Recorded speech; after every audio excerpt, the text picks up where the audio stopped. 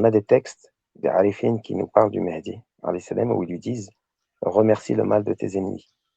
En fait, le Mahdi, alayhi salam, lorsqu'il va évoluer, lorsqu'il va passer les différentes étapes, il va préciser, on va dire, sa perception. Elle va s'affiner. Il y a des réglages qui vont s'opérer, forcément, et il va être en capacité d'avoir une lecture du mal, en fait. C'est-à-dire que le mal qui va opérer en simultané.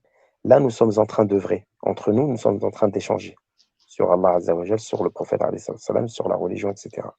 Il faut savoir qu'en parallèle, à la même seconde, à l'instant où je parle, le mal est en train d'opérer dans l'invisible, pour commencer, puis dans les âmes de nos semblables, puis dans les djinns, etc., etc.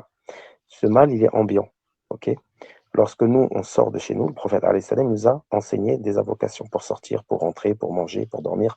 Ay haraka, n'importe quel mouvement, n'importe quelle action, n'importe quelle chose, on a une sunna, on a des prérogatives et tout ça.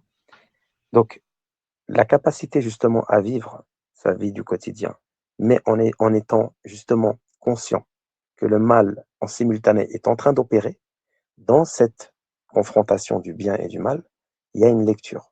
Ça veut dire que le Mahdi, alayhi salam, lorsqu'il va évoluer, il sera en mesure justement de lire, d'avoir la lecture du mal. Ça veut dire que le mal va lui rendre service. Quand on dit remercie le mal de tes ennemis, c'est parce que les situations que nous allons vivre, même conflictuelles avec nos semblables, sont censées nous apporter un enseignement.